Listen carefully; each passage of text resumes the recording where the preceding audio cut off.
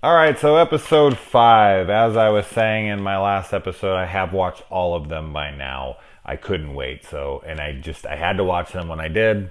It is what it is, but I won't ruin anything for the episodes coming up. So we got these new characters, the ones that were in the truck, as I said in my previous episode, and there's this couple, and this guy is going all hard talking with this girl, and you're rolling your eyes like, oh Jesus Christ. And Will's not having any of this shit. He's telling him, had it with your generation being so fucking entitled, this and that. I feel bad for Sun. I really do feel bad for Sun because she doesn't speak a fucking word of English. It would be hard enough trying to be in this situation and being able to communicate in your native tongue, but to completely be unaware of what everyone's saying around you. She seems to be able to speak English decently, like being able to understand what they're saying. She can't speak it almost at all, but she has some little understanding, and she seems to be pretty intuitive of what's going on. But I really do feel freaking bad for her.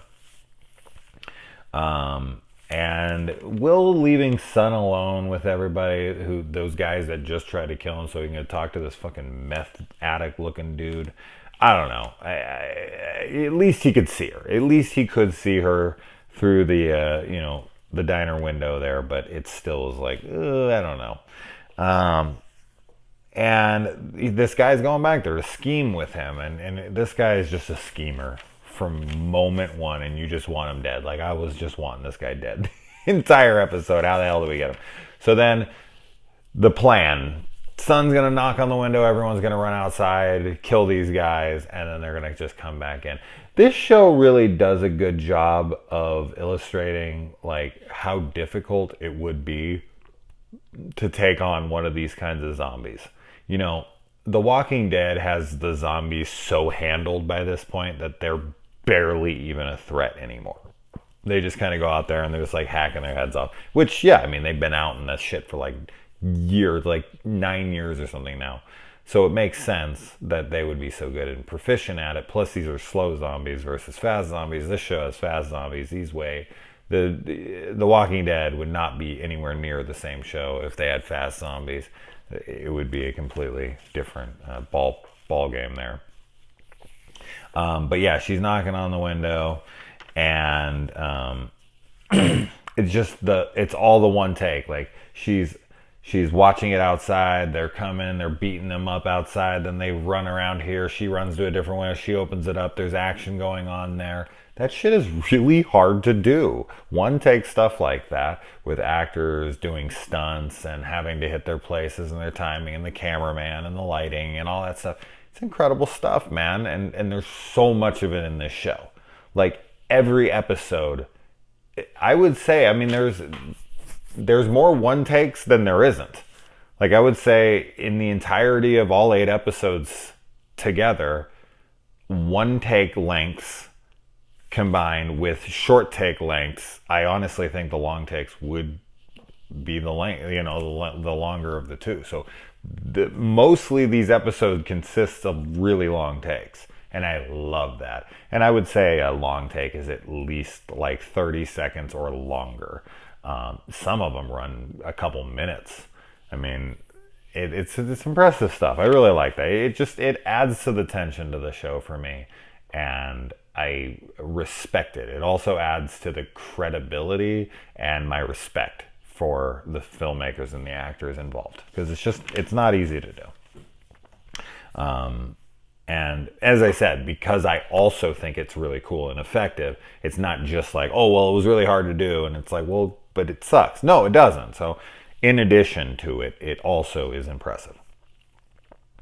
And then then the guy schemes to throw Sun outside, and that's where he immediately loses Will. Will is a freaking, he's not letting his friends go down.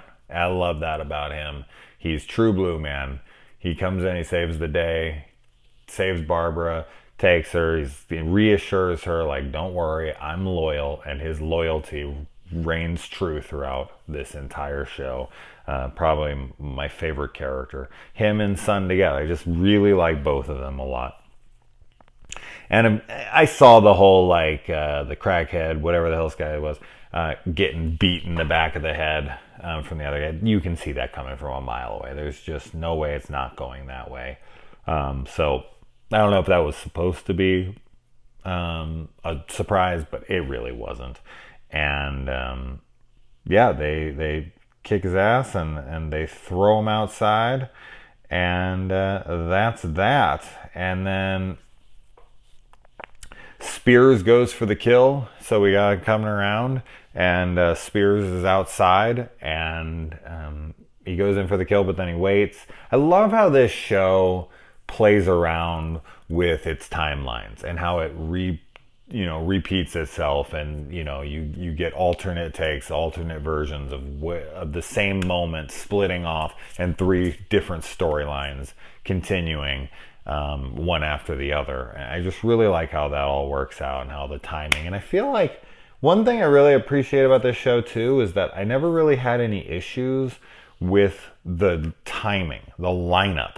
So usually when I watch shows or movies or whatever and they do that, there will be a moment where this happens and then maybe 15-20 seconds passes in this version of it. Like, let's say this person goes into this room and they have to do something, and then there's like a loud noise that they make. Then they'll flip to the next scene, which is the same scene started from that moment, and then they'll start walking or whatever, and this scene that you just saw is taking place at that same time, and you know the length of time before that loud noise or whatever's supposed to happen, or whatever, and then that does not happen anywhere near in the same amount of time. It's like fucking 5 seconds and it should be like a minute, or it's like a minute and it should have been 5 seconds. It happens so often in movies that I watch, and here I felt like there was a really strong continuity. Like, for instance, or not for instance, we'll save that for episode 6, but I should say, because that happens a lot in episode 6, but in episode 5, the amount of time between when Spears is coming up to the door to fire on, and then when Will throws that freaking dude out, and the amount of time before it comes, it all lines up. It syncs up really well.